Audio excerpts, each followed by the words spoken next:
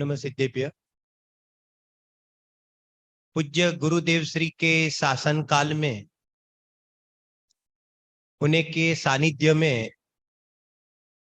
अनेक अनेक श्रोतागण पधारे थे सोनगढ़ के अंदर, और उन सब श्रोतागणों में विशिष्ट विशिष्ट श्रोतागण जिन्होंने गुरुदेव श्री के सानिध्य में पूरा तत्वज्ञान का लाभ लिया, बरसों तक लाभ लिया। और उसमें विशिष्ट श्रोतागणों में से जो विशिष्ट रूप से आगे चलकर वक्ता के रूप में, विद्वान के रूप में निखर कर आए, और ऐसे वक्ता विद्वान के रूप में निखर कर आकर जिन्होंने गुरुदेव श्री के तत्वज्ञान को जन जन में जाकर, गांव गांव में जाकर, शहर शहर में जाकर, हर जगह पर पूज्य गुरुदेव श्री का तत्वज्ञान का प्रचार प्रसार किया, ऐसे हमारे वडील वरिष्ठ विद्वानों में से आज पूरे विश्व भर में, भारत भर में एक परिवार ऐसा है जिनका यहां नाम आता है झांझरी परिवार।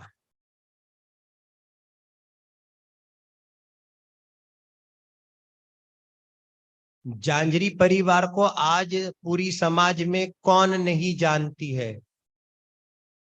क्योंकि ये एक हमारी समाज के ऐसे परिवार रहे हैं कि जैसे कि पूरे परिवार के अंदर जितने भी सदस्य हैं, वो सारे के सारे सदस्य विद्वान के रूप में निखर आए हैं। सारे के सारे सदस्यों के माध्यम से जन जन में तत्व प्रचार प्रसार का लाभ प्राप्त हुआ है। जन जन में जहां जहां भी पंच कल्याणक प्रतिष्ठा हो, चाहे शिविर का आयोजन हो या चाहे क्लासेस वगैरह हो, नया संगठन धर्म की प्रभाव में जुड़ना हो, तो हर क्षेत्र के अंदर जिनका तन मन और धन से साथ और संयोग उनके परिवार से समाज को प्राप्त हुआ है। 5 भाई का ये परिवार जो सब तत्व ज्ञान से तो रंगे हैं, और उन परिवार में 5 भाई के साथ बहन भी, जो हमारे ब्रह्मचारी बहन है, वो भी तत्व ज्ञान से रंगे हुए हैं। और तो और उनकी तीसरी पीढ़ी मतलब के आदरणीय दादा फुलचंद जी झांझरी और उनके प्रदीप जी, दादा विमल जी इत्यादि वगैरह सब भाई, और उनके भी सारी की सारी तीसरी पीढ़ी, उनके सारे परिवार के लड़के गण, वो सब भी तत्वज्ञान से रंगे हुए हैं। आज 3-3 पीढ़ी जो पूरी तरह इस प्रकार के संस्कार के साथ उभर कर और यहाँ पर कहते समाज को लाभान्वित कर रही है। ऐसे परिवार का एक सदस्य जो आज हम सब के बीच में उपस्थित है, जिनका नाम है आदरणीय भाई साहब प्रदीप जी झांझरी।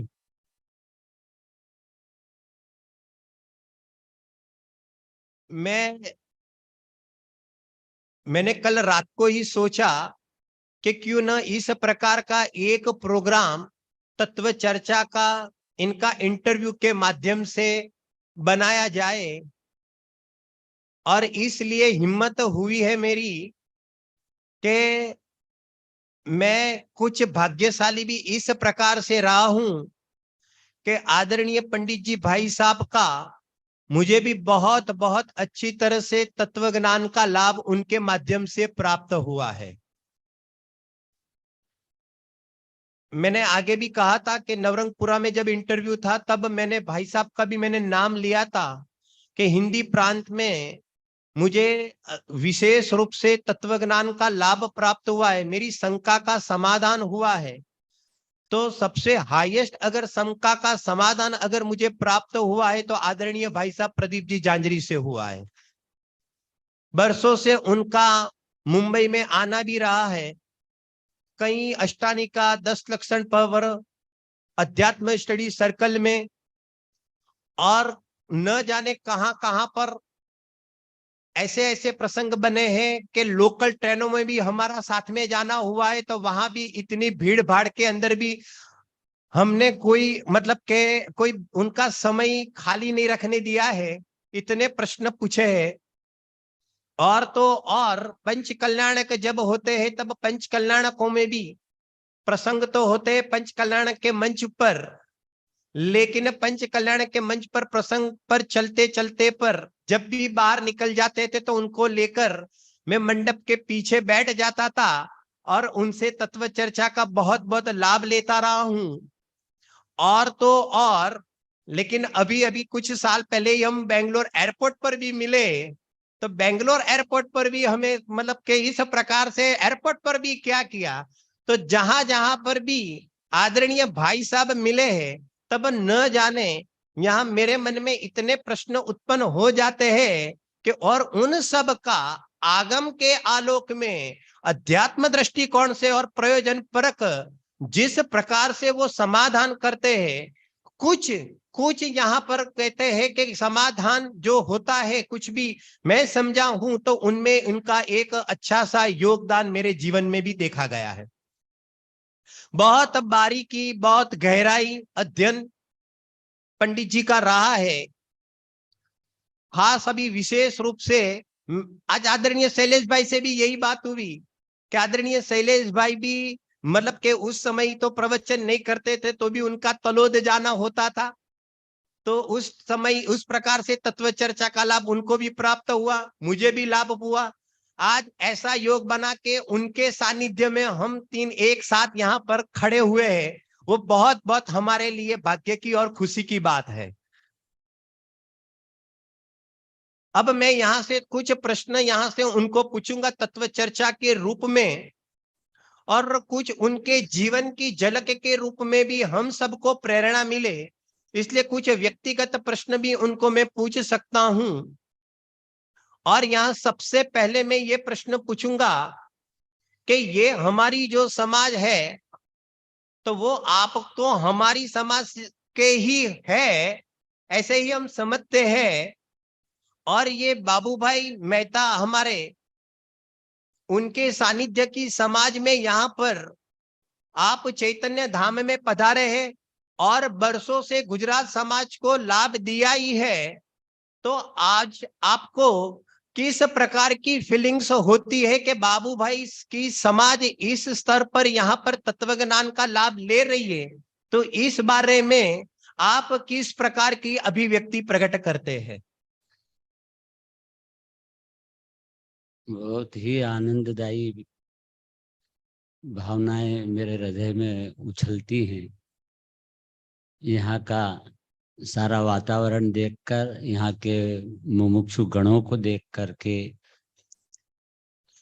कितनी जिज्ञासा कहाँ से आई, तो इसमें सब आदरणीय बाबू भाई का मूल में हाथ है। और बाबू भाई की बात याद दिलाई हमारे नीलेश जी ने, तो मेरे जीवन में भी और हमारे झांझरी परिवार के जीवन में जो परिवर्तन आया है उसके अंदर आदरणीय बाबू भाई का ही था। और वो इस रूप में कि सन 70 में 1970 में वे उज्जैन आए और हमारे विमल दादा प्रवचन हुए उनके वहाँ। हम तो बच्चे थे, तो उन्होंने विमल दादा को कहा कि तुम्हारे पिताजी को यदि कल्याण करना है, हित चाहते हो, तो सोनगढ़ भेज दो, सोनगढ़ ले जाओ। तो सोनगढ़ में बाबू भाई की आज्ञा तो मानना ही है, शिरोधार्य। तो उन्होंने कहा कि अब पिताजी को कौन लेके जाए, तो कि प्रदीप को भेजो साथ। बस वो है उनके उन वाक्य से हम सोनगढ़ गए। पूज्य गुरुदेव से मिलाने का पूरा श्रेय बाबू भाई को गया। तो और फिर वहाँ फिर जो हुआ चमत्कार, वो तो उसको है अपना नमस्कार, कि बात ही अलौकिक हो गई। और ये भी जो नीलेश जी ने कहा और अपने शैलेश भाई, वास्तव में मैं भी तलोद आया था, बहुत पुरानी बात है। कभी तब शैलेश जी बराबर सुनते थे साथ में भी बहुत। तो मुझे और इनको भी बहुत बचपन से देखा है मैंने। कभी कल्पना नहीं थी ये कि ये इतने बड़े पंडित बन जाएंगे, दोनों के दोनों। आज उनके जीवन को देख करके मुझे बहुत हृदय में प्रसन्नता होती है कि कोई भी जीव जो तत्व ज्ञान सुनता है, छोटे छोटे बच्चे आज जो सुन रहे हैं, ये सब बड़े बड़े भविष्य के विद्वान होंगे। और अपन तो विद्वान सेकेंडरी है, वास्तव में अपना आत्म कल्याण करेंगे, यह प्रथम है। इसलिए ये हम बहुत अच्छे मार्ग में सभी जगह लगे हुए हैं, ये इसकी मुझे बहुत खुशी है। बहुत अच्छा। अब मैं बीच में हम तत्व चर्चा के रूप में प्रश्न भी पूछते जाएंगे, फिर बीच में अन्य भी बातें करते जाएंगे। इसमें सबसे पहला प्रश्न हमारा यह है तुम्हारी बस बड़ा बन कि अनुभूति के काल में ज्ञान प्रमाण रूप काम करता है, नई रूप काम करता है, दोनों रूप काम करता है, कि वहां पर दोनों नहीं है। प्रश्न फिर से आप जरा सुनना शांति से। अनुभूति के काल में जो ज्ञान है वो प्रमाण रूप काम करता है, नई रूप काम करता है, प्रमाण और नई दोनों रूप काम करते हैं, कि दोनों में से एक भी नहीं है। वहां पर अनुभूति के काल में क्या उसकी व्यवस्था है? हाँ, पंडित जी जवाब देंगे। हाँ, बहुत ही गहन प्रश्न है आदरणीय नीलेश जी का। कि अनुभूति के काल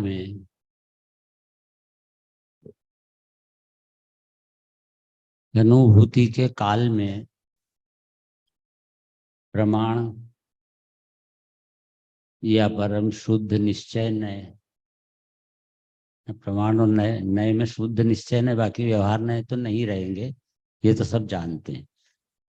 प्रमाण या परम शुद्ध निश्चय नय, या प्रमाणातिक्रांत या नयातिक्रांत, यही प्रश्न है ना। ये चार प्रश्न हैं। चारों में से क्या होता है अनुभव के काल में? तो आपको आश्चर्य होगा ये सुनकर के कि चारों होते हैं। अब मैं सब जवाब दूंगा, इसका सबका जवाब दूंगा। चारों होते हैं। क्या उस अनुभूति में दो प्रश्न उठाना पड़ेंगे कि अनुभूति कैसे होती है और अनुभूति में प्रकट क्या होता है। अनुभूति होती कैसे है और प्रकट क्या होता है? तो अनुभूति होती है वो तो परम शुद्ध निश्चय नहीं से, और प्रकट होता है प्रमाण। यह अनुभूति का ही काल है, दोनों का काल का ही प्रश्न है आपका। उस काल में क्या क्या होते हैं? अनुभूति में नय होता है कि प्रमाण होता है? भाई नय से अनुभूति चलती है, प्रमाण का जन्म होता है।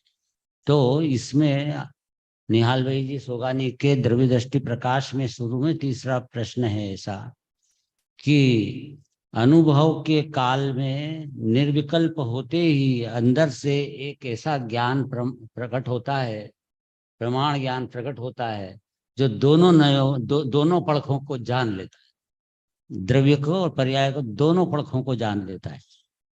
अनुभूति के काल में प्रमाण प्रकट होता है। प्रमाण मिल गया ना निहाल सोगानी का कि प्रमाण होता है, कन्फर्म। चलो प्रमाण होता है, स्वीकार हो गया है इनको। अब रही नय की बात कि परम शुद्ध निश्चय नय के बिना अनुभूति होती ही नहीं है। अनुभूति में नए प्रवर्तमान है कि नयातिक्रांत प्रवर्तमान है? मैंने नए प्रवर्तमान है कि पक्षातिक्रांत प्रवर्तमान है? क्या है? अभी अपन दो दो दो को ले रहे हैं, प्रमाण को तो हो गया पूरा। अब नए में शुद्ध निश्चय नय, बोलो परम शुद्ध निश्चय नय का शॉर्ट फॉर्म जो होता है वो शुद्ध नय होता है। शुद्ध नय इज इक्वल, 11वीं गाथा का जो शुद्ध नय है वो पर उसका फुल फॉर्म में परम शुद्ध निश्चय नय, इतना बड़ा है।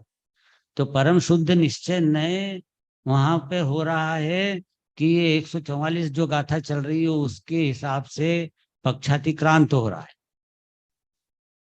पक्षातिक्रांत में अनुभूति होती है, ऐसा लिखा है उसमें तो 144 गाथा तो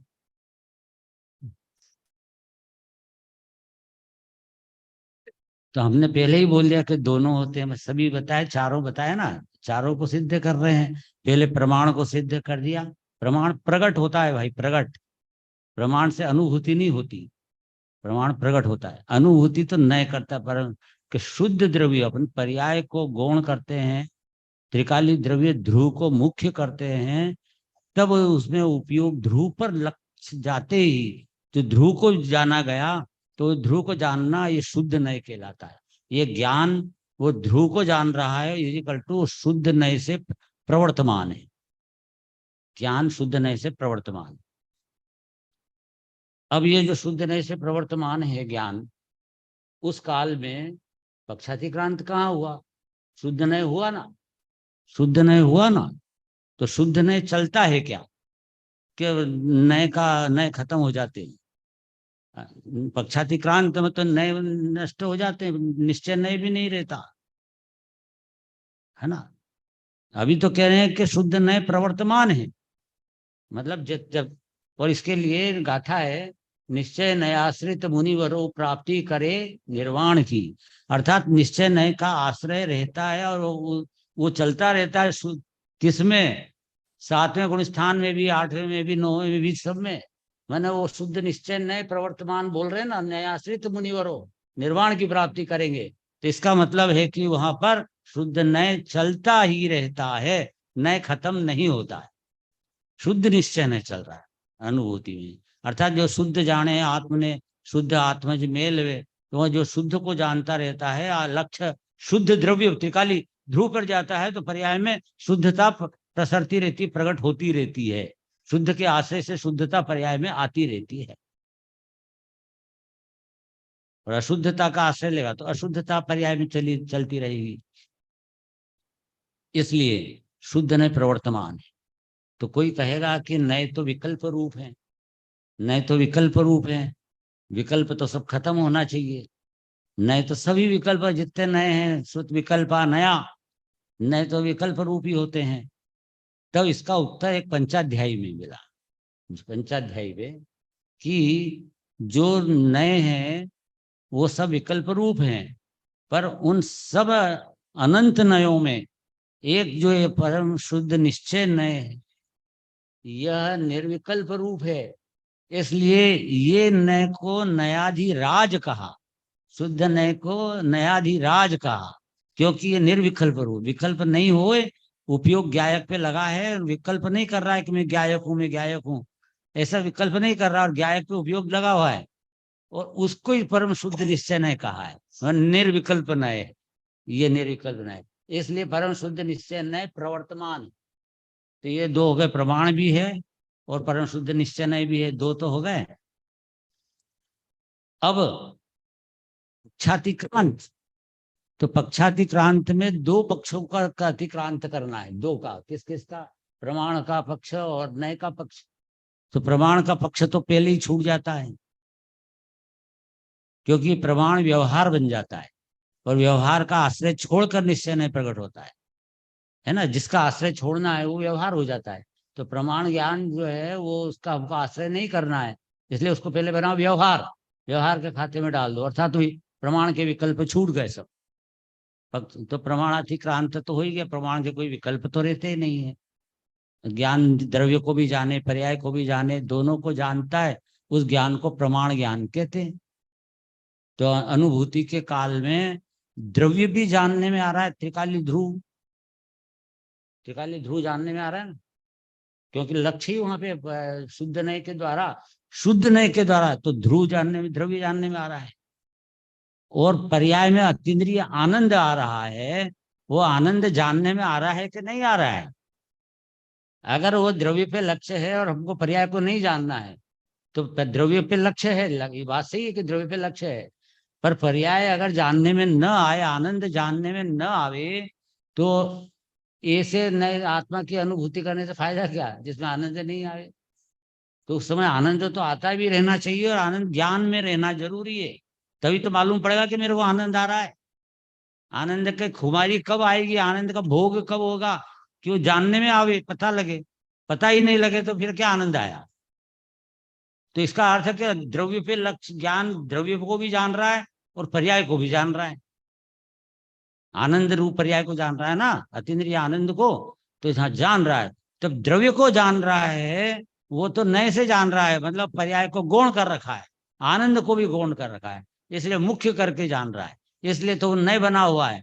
और पर्याय को बिना जाने, मैंने उस तरफ लक्ष्य नहीं है, वो उपादेय नहीं है, गौण है, तथापि वह ज्ञान में जानने में आती रहती है, आनंद जानने में आ जाता है। द्रव्य को तो जानता है बुद्धिपूर्वक, और आनंद जानने में आ जाता है, जानता नहीं है, न उद्देश्य है जानने का, उद्देश्य अभी द्रव्य की अनुभूति करने का है, इसलिए वो पर्याय में आनंद भी आता है और दोनों जानने में आ रहे हैं, इस प्रकार प्रमाण ज्ञान कहलाता है।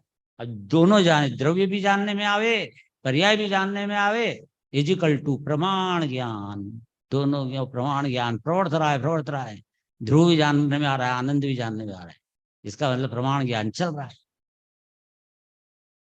शुद्ध नहीं, इसलिए शुद्ध नहीं की बात भी हो गई। अब क्योंकि वो अनुभूति में प्रमाण का जन्म हुआ, तो ये इसलिए तो कहा था उनने कि आनंद भी जानने में आ रहा है, इसलिए प्रमाण का जन्म हुआ, जन्म हो गया नए प्रमाण का। और ये जब तक अनुभूति नहीं हुई थी, तब तक वो ज्ञान अप्रमाण था, अप्रमाण था।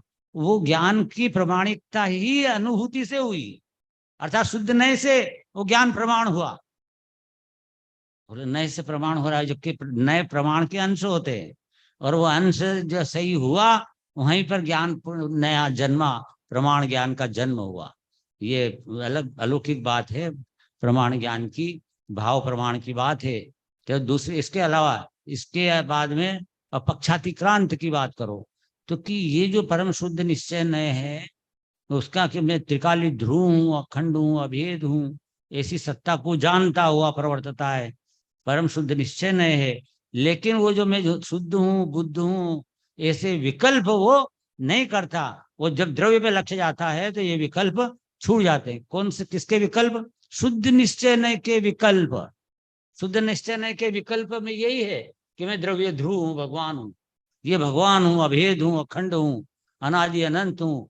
तो ये सब जो निश्चय नहीं के, जो शुद्ध निश्चय नहीं के जो विकल्प हैं, वो विकल्प भी उस अनुभूति में छूट जाते हैं। तो इसलिए वो उस विकल्प के अनुभूति में वह नहीं रहता ज्ञान, इस कारण से उसको पक्षातिक्रांत कहते हैं। नए का पक्ष बने शुद्ध निश्चय, नए के पक्ष, पक्ष मतलब विकल्प, विकल्प का उसको अभाव होता है, इसका नाम है पक्षातिक्रांत, और निर्विकल्प हो जाता है। इस प्रकार से चारों ही अनुभूति के काल में सिद्ध हुए कि वह प्रमाण भी हुआ, और शुद्ध निश्चय नहीं भी हुआ, और प्रमाणातिक्रांत भी हुआ, और शुद्ध निश्चय का भी अतिक्रांत हुआ, यानी पक्षातिक्रांत भी हुआ, निर्विकल्प हुआ। इस प्रकार से वस्तु की सिद्धि हुई। बहुत बहुत बढ़िया।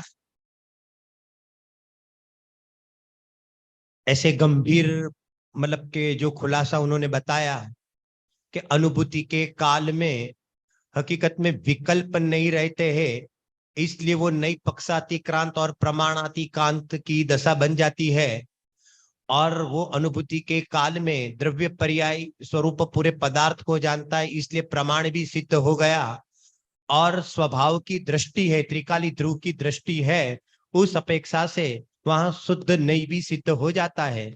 ऐसे अनुभूति के काल में ये चारे पड़खे अपेक्षा से किस प्रकार से समझा जाता है, बहुत ही अच्छी तरह से आगम के आलोक में उन्होंने यहाँ पर स्पष्ट किया है। अब आगे हम चलते हैं प्रश्न के स्वरूप को समझते हुए।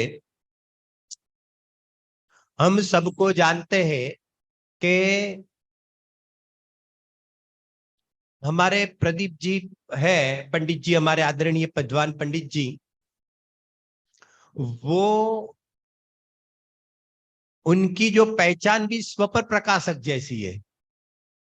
स्वपर प्रकाशक जैसी है तो किस प्रकार से है, वो स्वपर प्रकाशक का विषय ले रहे हैं, उस अपेक्षा से मैं बात नहीं कर रहा हूं। लेकिन समाज के अंदर उनकी पहचान एक जांजरी कुटुंब से होती है, वो तो उनका स्वप्रकाशक है। और एक बाबूजी के दामाद की ओर से होती है, वो उसका पर प्रकाशक है। इस प्रकार से हमारे पंडित जी की जो पहचान है हमारे समाज में, तो आदरणीय बाबूजी युगल जी, जो कोटा, हम सब उनसे क्या बात करें, जो हर गांव गांव में गली गली बात हुई थी कि आज हिंदुस्तान में, वर्ल्ड में ऐसी कोई संस्था, कोई मंदिर ऐसी नहीं होगी जहां बाबूजी की पूजा नहीं पढ़ाई जाती होगी, केवल रवि किरणों वाली।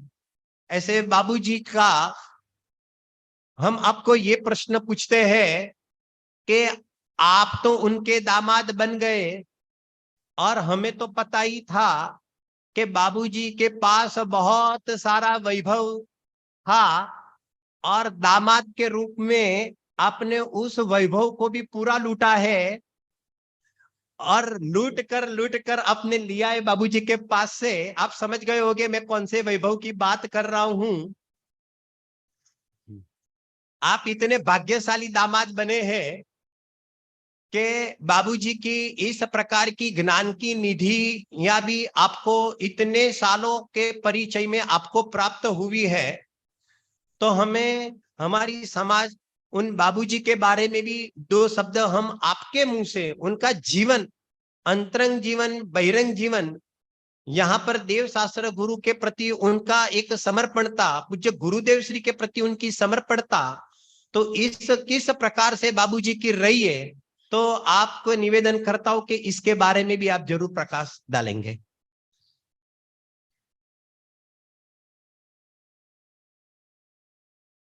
यह तो एक योग संजोग वाली बात है कि किस तरह से वहां पर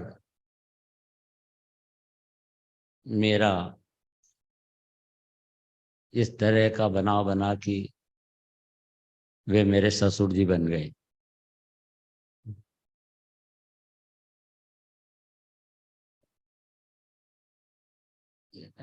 लेकिन वो बन तो गए। प्रश्न इनका वहां क्या हुआ वो प्रश्न नहीं है। प्रश्न ये है कि बाबूजी का व्यक्तित्व कैसा लगा। तो वो वास्तव में जब, यद्यपि लौकिक दृष्टि से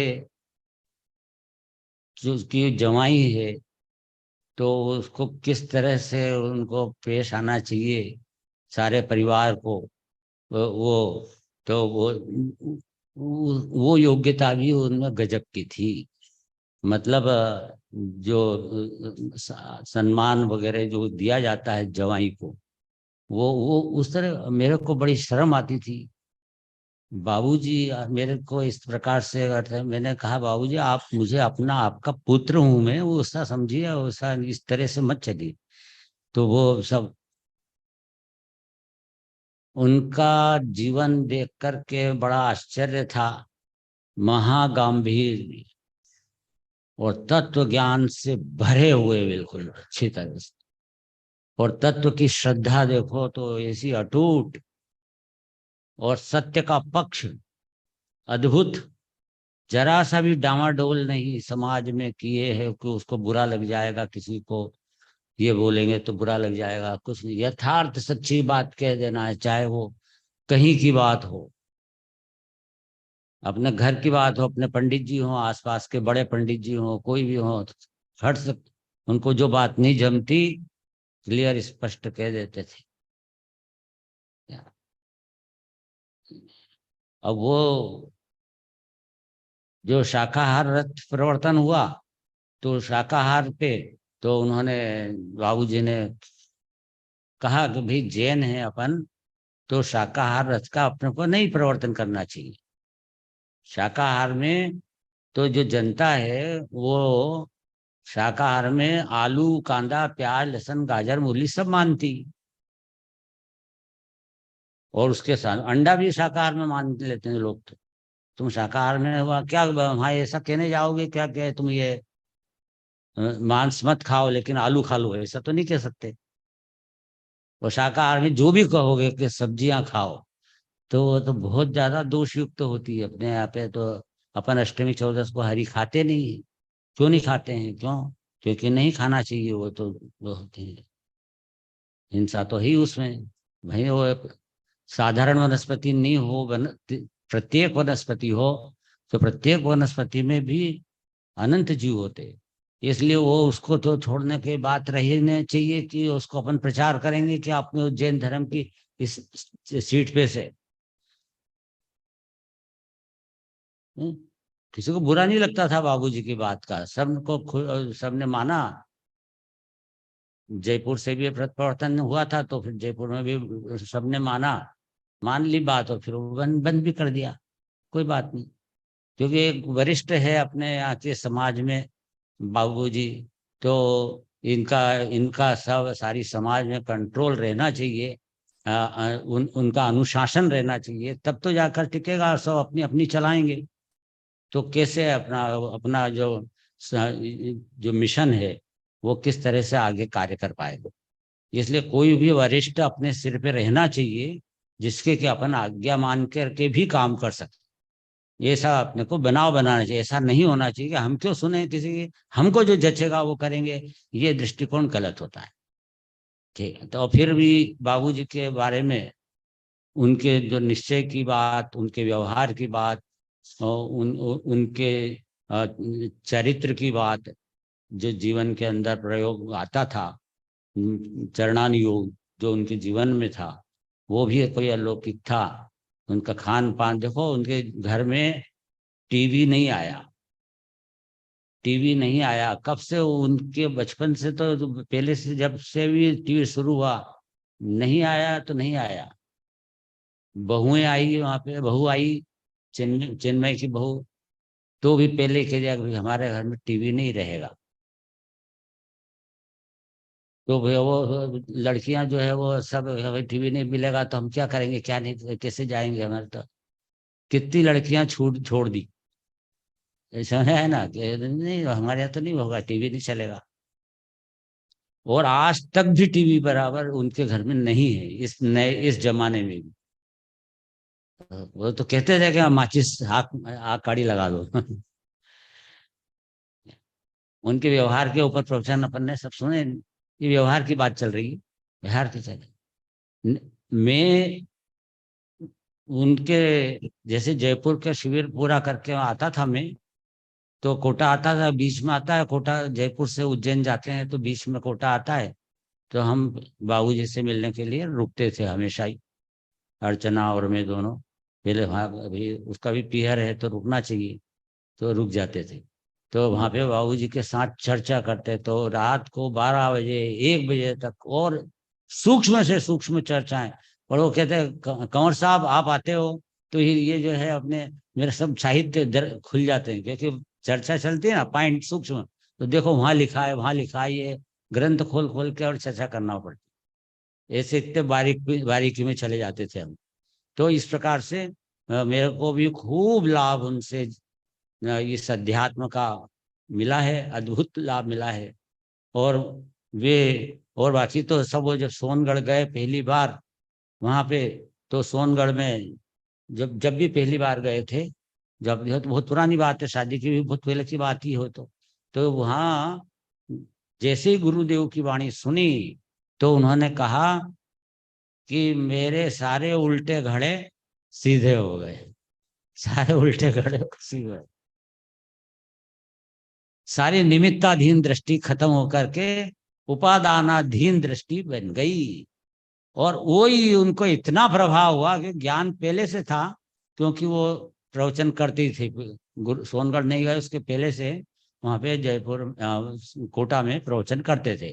तो इसलिए वहां से निकले बस, और रास्ते में ही सोनगढ़ से निकल के रास्ते के ट्रेन में ही ये केवल रवि किरणों की पूजा का उन्होंने सारा का सारा भाव बनाया और लिख डाली। और और ये अष्टक जो है वो ट्रेन में बना लिए। बोला अब कितना क्या कवित्व था, और हृदय कितना पवित्र था। न केवल पवित्र था, अपितु कितना तत्व ज्ञान से सौष्ठव था, ये हम उस पूजा को पढ़ करके हम निर्णय कर सकते हैं। उसकी एक एक लाइन में अमृत भरा हुआ है, और ऐसी सारे जगत में प्रसिद्ध है। देखो एक दो ही लाइन ही पढ़ता हूँ, बोल सब जने बोले सामने। जग में जिसको निज कहता मैं, वह छोड़ मुझे चल देता है। मैं आकुल व्याकुल हो लेता, व्याकुल का फल व्याकुलता। मैं शांत निराकुल चेतन हूँ, है मुक्ति रमा सहचर मेरी। यमो तड़क कर टूट पड़े, सार्थक फल पूजा तेरी। एक दिन मैंने बाबूजी से पूछा, बाबूजी आपने पूजा तेरी लिखा है, तो ये मेरी पूजा आखिरी में बहुत सार्थक फल पूजा मेरी या पूजा तेरी, क्या आना चाहिए इसमें? यहाँ तो तेरी लिखा हुआ है, तो कोई तेरी बोल देते हैं, कोई मेरी बोलते हैं, तो क्या समझना चाहिए? देखो भाई, देखो प्रदीप जी, ऐसा है कि पूजा कभी भी मेरी होती ही नहीं है, पूजा तो तेरी होती है ना। वो अपनी आत्मा की पूजा नहीं होती है, वो तो अपनी पूजा होती है। क्या हम जो पूजा कर रहे हैं वो देवसात गुरु की कर रहे हैं कि मेरी कर रहे हैं? इसलिए सार्थक फल पूजा तेरी, ऐसे एक एक शब्द में पूछता रहता था कभी कभी कुछ भी पॉइंट पे। तो सारा तो कवित्व हृदय था, जहाँ न पहुंचे रवि वहां पहुंचे कवि, ऐसी बुद्धि थी। इस प्रकार से मुझे उनका भी सौभाग्य प्राप्त हुआ मेरे जीवन में। ये गुरुदेव के तरह इनका भी इस प्रकार से मेरे जो जीवन रूपी बिल्डिंग में जो नींव रखी गई है, तो उसमें गुरुदेव की तो पूरी है ही, साथ में बाबूजी के भी नींव के पत्थर हैं वे, वो उनके भी ईंटें लगी हुई है मेरे ऐसी। बहुत बहुत आभार। बहुत अच्छे प्रेरणादायक प्रसंग भी बताए कि वक्ता के जीवन में वक्ता का व्यक्तित्व के साथ साथ जो उनका अंतरंग और बाह्य व्यक्तित्व जो पूरी समाज को प्रेरणादायक होता है, ऐसे बाबूजी का व्यक्तित्व हम सब ने देखा है। लेकिन भाई साहब ने तो बहुत ही करीब से उनको पहचाना है, इस प्रकार का उनको लाभ प्राप्त हुआ है। मैं अगला प्रश्न में पूछूंगा, समयसार गाथा 49 इसमें 6 अव्यक्त के बोल आए हैं। उसमें तीसरे नंबर का जो अव्यक्त का बोल है, चित सामान्य में चैतन्य की सर्व व्यक्ति अंतर्निग्न है। तो चित सामान्य में चैतन्य की सर्व व्यक्तियां अंतर्निमग्न है, तो उसके अंदर पूज्य गुरुदेव श्री के प्रवचनों में इस प्रकार से खुलासा आता है कि भूतकाल की और भविष्य काल की जो पर्याय होती है, तो के वो अंदर में चली जाती है, पारिणामिक भाव रूप से हो जाती है। और वर्तमान की जो पर्याय है, तो कहते हैं कि वो यहाँ पर त्रिकालिका निर्णय करती है, व्यक्त है। तो इसमें मेरा यह प्रश्न है कि ये भूतकाल की और भविष्य काल की पर्याय वापिस द्रव्य में चली जाती है, तो निकल गई, चली गई, द्रव्य में वापिस चली गई, ये सब का भाव किस तरह से हम समझे? वो चित सामान्य में चैतन्य की अनंत व्यक्तियां अंतर्गर्भित है, विचार करना है। तो इसमें गुरुदेव ने जो ये कहा कि भूत भविष्य की पर्याय वो अंदर आत्मा में चली गई, क्योंकि भूतकाल की पर्याय गई कहाँ, सब जो उत्पन्न हुई थी वो कहाँ गई? जैसे समुद्र की जो लहर है, वो लहर कहाँ गई? तो समुद्र में गुड़ुप हो गई, उसको गुड़ुप बोलते हैं, गुड़ुप हो गई। तो वो सब लहरें समुद्र में जाती है। वर्तमान की तो बाहर रहती है, वर्तमान की तो समुद्र में से ऊपर रहती है, लेकिन भूत वाली जो लहरें हैं वो तो अंदर ही पड़ी हैं, अंदर ही चली गई हैं। और भविष्य की जो लहरें हैं वो कहाँ गई हैं? वो भी अंदर ही गई हैं, अंदर ही पड़ी हैं, वो बाद में प्रकट होंगी। भविष्य की, समझ में आए ना। तो इस प्रकार से भूत भविष्य की पर्याय तो सब सारी लहरें तो समुद्र में है। इस तरह से अपनी भी अपन एक आत्मा पदार्थ कोई भी छह द्रव्य एक महासमुद्र है, और वो समुद्र के अंदर में अनंत अनंत गुण भरे हैं। लेकिन वो जो पर्याय उत्पन्न हो रही है वो उस चित्त सामान्य में, चित्त सामान्य मतलब द्रव्य समुद्र, समुद्र पूरा द्रव्य ले तो चित्त सामान्य कहेगा। आत्मा की बात करो, चित्त लगा जाए ना, तो इसलिए आत्मा रूपी समुद्र की बात कर रहे हैं। तो ये चित्त आत्मा रूपी ये जो समुद्र है, इसमें भूतकाल की पर्याय जो भी उत्पाद हुए, उत्पाद व्यय हुए थे, तो जो उत्पाद हुए थे वो व्यय होकर के वो उत्पाद और द्रव्य के अंदर गुण हो गए। ये तो भूत भविष्य की पर्याय हुई। अब यहाँ पे प्रश्न ये है कि जब अंदर चली गई पर्याय, अंतर निमग्न हो गई, तो क्या निमग्न हुआ? तो भूत की पर्याय अपना पर्यायत्व नष्ट करके और उसकी जो योग्यता है वो अंदर में गई। फिर से हाँ, पर जो पर्याय उत्पन्न हुई, तो जैसे कि विकारी पर्याय हुई, राग क्रोध हुआ, तो क्रोध वाली पर्याय अंदर आत्मा में डूब जाए तो आत्मा तो क्रोध का पिंड हो जाए, संचय हुए ना उस भूतकाल की पर्याय। भूत भविष्य की पर्याय इजिकल टू पूरा द्रव्य है वो त्रिकाली ध्रुव, सारी लहरों का पिंड ही तो है वो समुद्र, और है क्या? तो ये त्रिकालवर्ती पर्यायों का पिंड उसको पूरा द्रव्य बताते हैं, और क्या उसके अलावा कुछ नहीं। तो भूत भविष्य की पर्याय पारिणामिक भाव बन के रही है, भूत भविष्य की पर्याय पारिणामिक भाव बन के रही है। वो कोई औपशमिक छाई पौधिक रूप नहीं है। चाहे किसी भी पर्याय हो, औदैहिक हो के औपशमिक छायिक भी हो, तो छायिक पर्याय ने छायिक पना पर्याय का नष्ट किया है, उसकी जो योग्यता है वो अंदर में गई है। तो अब योग्यता क्या गई है, और ये वाली बात को समझना चाहिए, वो भी मैं समझा सकता हूँ। मतलब मेरे को भाव है उसका कि वो भी समझना चाहिए। कैसे समझना? भूत भविष्य की पर्याय इजिकल टू पारिणामिक भाव द्रव्य। अब इसमें थोड़ा सा मैं एक और वर्ड की बात, तुमने ये कहा कि गुरुदेव ने ये भी कहा है कि पर्याय जो वर्तमान की है वो बाहर रहती है, क्योंकि वो बाहर न रहे तो वो त्रिकाली ध्रुव का अनुभव कौन करे? तो पर्याय तो रहना चाहिए ना बाहर। वो समुद्र में लहर तो वर्तमान की तो ऊपर रहेगी, सही ना? तो इसलिए आत्मा में वर्तमान की जो पर्याय है वही तो द्रव्य का निर्णय करेगी, और कौन करेगा? इस प्रकार से वो द्रव्य का निर्णय कराना है। तो तो इस पे तो इसमें क्या है कि एक मंतव्य और आया है मेरे पास, वो बाबूजी युगल जी का। वो कहते हैं कि भूत भविष्य की पर्याय तो है ही अंतर्गर्भित, और वर्तमान की भी अंतर्गर्भित, तीन काल के अंतर्गर्भित। मैंने बाबूजी गुरुदेव की बात रखते हुए, वो उसको रखते हुए और वो दूसरी अपेक्षा बताएंगे। देखो बताते हूँ, मैं बता देता हूँ कैसे कैसे उन्होंने कहा। यह उन्होंने कहा कि भूत भविष्य की जो पर्याय गई उसकी योग्यता गई कि पर्याय गई? योग्यता गई। तो वर्तमान पर्याय की भी योग्यता अंदर पड़ी है ना, शक्ति तो पड़ी है। भूत भविष्य की पर्याय शक्ति रूप हो गई, भविष्य में होने वाली भी शक्ति रूप पड़ी है ना अभियान। तो वर्तमान की भी शक्ति होती है, वही उसी से प्रकट होती पर्याय। तो वर्तमान की भी शक्ति उसके अंदर अंदर में पड़ी है, इसलिए त्रिकाल की योग्यता है। तो योग्यता ही अंदर है, तो वर्तमान की योग्यता क्यों नहीं लेना?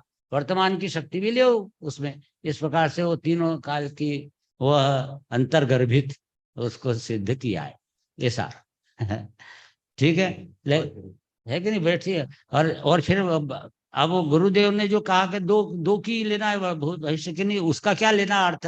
तो उसका ये लेना है कि वो वर्तमान जो पर्याय के रूप में योग्यता की बात नहीं करते हुए वर्तमान पर्याय उपस्थित है जो, वो द्रव्य का अवलंबन लेती है। तो वहां भूत भविष्य की पर्याय सब द्रव्य के अंदर है, उसका ही पिंड है वो आत्मा, और वो पर्याय वर्तमान की तो बाहर है। तो तीन काल इसी तरह से तो पूरा द्रव्य बनेगा ना, प्रमाण का द्रव्य तभी बनेगा कि जब पर्याय बाहर रहे, नहीं तो प्रमाण का द्रव्य नहीं बनेगा। इसलिए वो वाली बात भी सही, प्रमाण का द्रव्य क्यों नहीं बनेगा? क्योंकि तुम तीनों ही पर्यायों को वर्तमान भूत भविष्य के अंदर पहुंचा दोगे ध्रुव में, तो अधूरा रह गया, प्रमाण का द्रव्य ही नहीं रहा, ध्रुव ध्रुव रह गया, उत्पाद भी चला गया, तो अनेकांत ही खत्म हो गया, एकांत हो गया, द्रव्य द्रव्य रह गया, पर्याय गायब। इसलिए वर्तमान पर्याय तो ऊपर उपस्थित रखना जरूरी है। इसलिए यहाँ जे जे योग्य है तहाँ समझू ते है, त्या त्या ते आचरे आत्मार्थी जन ए। इस प्रकार से इसका समाधान करना चाहिए। बहुत बढ़िया, बहुत बहुत अच्छा। अगला प्रश्न यह है कि समय सार बंध अधिकार के अंदर एक चर्चा ऐसी आई है कि आचार्य देव वहां पर कहते हैं कि हूँ आ धर्मास्थी कायने जाणू छू, तो कहे कि ऐसा जो भाव है उसको अध्यवसान कहा है। मैं धर्मास्थी काय को जानता हूं, अनेक प्रकार के अध्यवसान की बात आई है, तो ये मैं धर्मास्थी काय को जानता हूं, तो क्योंकि वो भी एक अध्यवसान है। तो प्रश्न इसमें ये आता है कि एक बाजू तो ऐसे कहते हैं कि आत्मा का स्वभाव है जानना, और ये जानना होता है वो सब पदार्थों का जानना होता है क्योंकि वो उसका एक स्वभाव है। तो एक बाजू तो सबको जानना ऐसा उसका स्वभाव है, इस प्रकार से बात करते हैं, और दूसरी बाजू मैं धर्मास्थी काय को जानता हूं, तो इसको यहाँ पर अध्यवसान के रूप में बताया है। तो ये दोनों बातें क्रॉस होती है, तो इसका मतलब कि किस अपेक्षा से वो बात वहां पर ली है, तो वो अपेक्षा क्या होनी चाहिए, किस प्रकार से ये स्वपर प्रकाशक के विषय को भी समझे, और ये पर को जानना भी यहाँ पर अध्यवसान बताए तो उसको भी कैसे समझे, इस पर आप अवश्य प्रकाश करें। देखो ऐसा है, इस स्वपर प्रकाशकत्व में कि ज्ञान है वो गुरुदेव के शब्दों में પોતાની સ્વપર પ્રકાશક પદાની પર્યાયને જાણે છે। સ્વપર પ્રકાશક રૂપ પોતાની પર્યાયને જાણે છે, ખરેખર પર જણાતો નથી। કોને જાણે છે? પોતાની પર્યાયને જાણે। वो पर्याय स्वपर प्रकाशक रूप है, ऐसी पर्याय को जान रहे हैं। पर्याय तो अपनी है खुद की, तो अपनी पर्याय को तो जान रहे हैं, और अपनी पर्याय को जान रहे हैं इसलिए वो खरेखर स्व को जान रहे हैं। अब पर प्रकाशक भी बोला तो सही, स्वपर प्रकाशक रूप हो पोतानी पर्याय ने, मैंने ज्ञान के अंदर पर को जानने की भी ताकत है, गे आकार बनते हैं उसमें।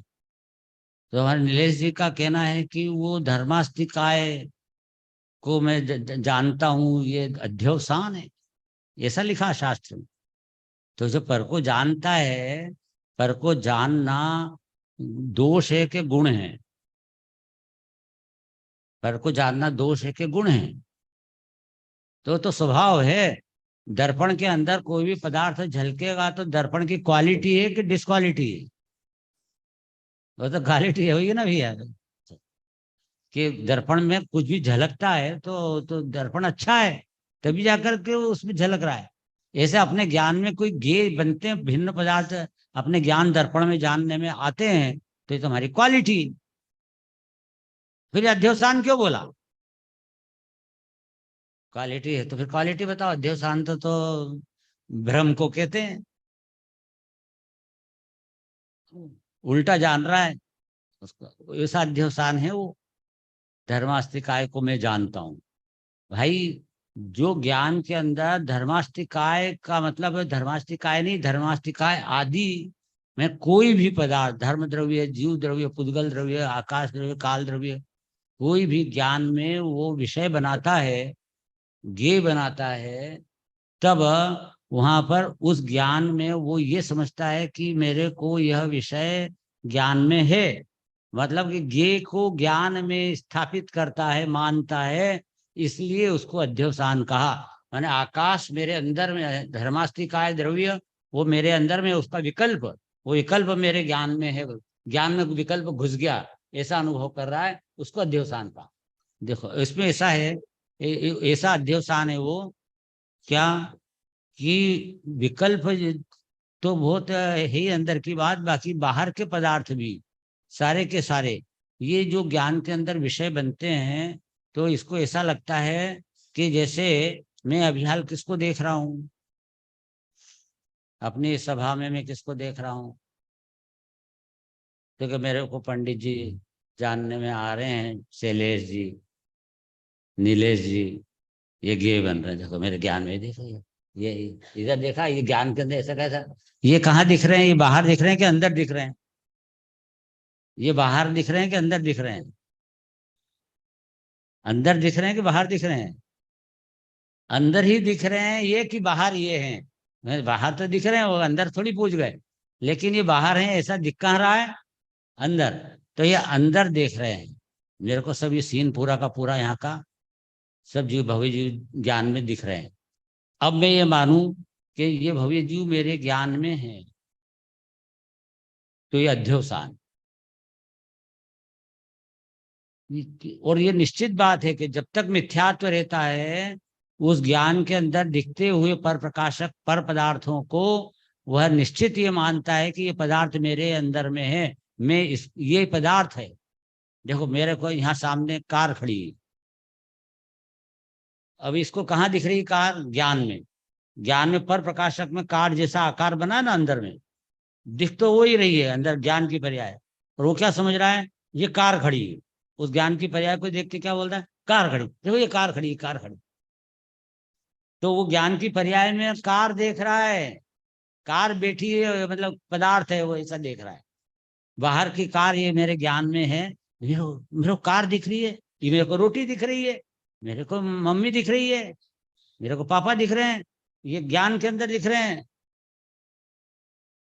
अब सपने में दिख रहे हैं मान लो, तो सपने में दिख रहा है, तो सपने में तो ज्ञान ही ज्ञान है, बाहर तो कुछ है ही नहीं, तो फिर वो ज्ञान में बने हुए, अब उसको एक है कि ये मेरे को, मैंने देखा था वो ग्राहक खड़ा था, वो ऐसा खड़ा था, वो ऐसा था, ये फैक्ट्री चल रही थी, ऐसा दिख रहा है ज्ञान के अंदर, और वहां न तो फैक्ट्री थी, ना कोई नौकर था, ना चाकर था, कुछ भी नहीं था, अब वो ज्ञान में बन रहा है और उसको सच में दिख रही, सपने में तो सच में दिखती है ना, वो सच्ची में देख रहा हूँ, अरे भाई कुछ भी नहीं है, कोरा ज्ञान ही ज्ञान है, वहां पे कुछ भी नहीं है परद्रव्य ज्ञान के अंदर, ऐसे वर्तमान में अपने ज्ञान में कोई परद्रव्य है ही नहीं, परद्रव्य जैसा आकार ज्ञान में बना है, ज्ञाकार, वो ज्ञानाकार, वो ज्ञान का आकार, वह है ज्ञान का बना हुआ, इसलिए मैं ज्ञान को जानता हूँ, सौ पर अपने पर प्रकाशक रूप ज्ञान की पर्याय में पर जैसे आकार को भी जानता हूँ, वो ज्ञान मेड आकार हैं, पर के नहीं। तो यहाँ पर जो प्रश्न है कि वो धर्मास्तिकाय को जानता हूँ,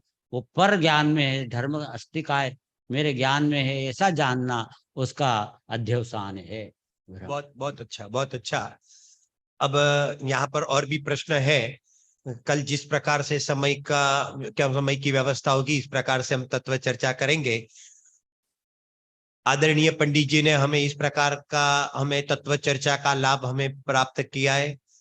आगे भी हमें इस प्रकार से तत्व चर्चा का लाभ हमें देते रहेंगे, और पुनः पुनः हमारे चैतन्य धाम की धरा पर भी आते रहेंगे, और हमें सबको इस प्रकार से लाभान्वित करते रहे। ऐसी हम खूब खूब मंगल भावना बातें हैं। पंडित जी से अभी तो बहुत माल निकालना भी बाकी है और समझना बाकी है, तो अवश्य भविष्य में इस प्रकार से हम लाभ लेते रहे, ऐसी मंगल भावना से यहाँ पर बात तत्व चर्चा की हम समाप्त करते हैं। जय जिनेन्द्र। Thank you. जय जिनेन्द्र। जय। बहुत बहुत धन्यवाद आदरणीय पंडित श्री प्रदीप जी झांझरी साहब को एवं नीलेश भाई जी को, जिन्होंने बहुत ही सूक्ष्म चर्चा के माध्यम से हम सबको लाभान्वित किया। कल सुबह का कार्यक्रम ठीक 7:15 बजे प्रक्षालन एवं पूजन का कार्यक्रम प्रारंभ होगा। जो भी साधर्मी भाई प्रक्षालन करना चाहते हैं वे शुद्धि सदन में धोती दुपट्टे पहनकर ठीक 7 बजे ऊपर मंदिर में पहुंचेंगे, तो समय पर हमारा कार्यक्रम प्रारंभ हो सकेगा। आप समय पे आए या नहीं, परंतु हमारा कार्यक्रम तो समय पे ठीक 7:15 बजे प्रारंभ हो ही जाएगा, इसलिए आप समय पर पधार कर धर्म लाभ प्राप्त करें, ऐसे मंगल। और भी जिन साधर्मियों की कोई शंका है तत्व संबंधी कोई भी शंका अगर आपके पास है तो आप लिख कर मुझे दे सकते हैं, ताकि उस शंका का समाधान पंडित साहब अपने इस शंका समाधान के कार्यक्रम में करेंगे, ऐसी मंगल भावना। तब तक के लिए आप सभी को जय जिनेन्द्र, सादर चैतन्य वंदन।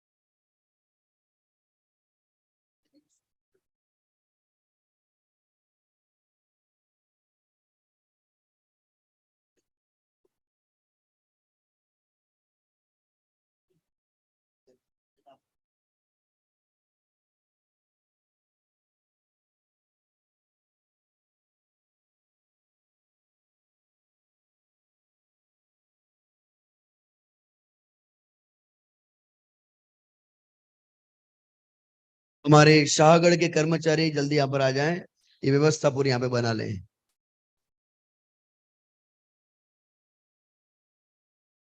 नंदू भैया ये कुर्सियां आगे पहुंचाना ऊपर।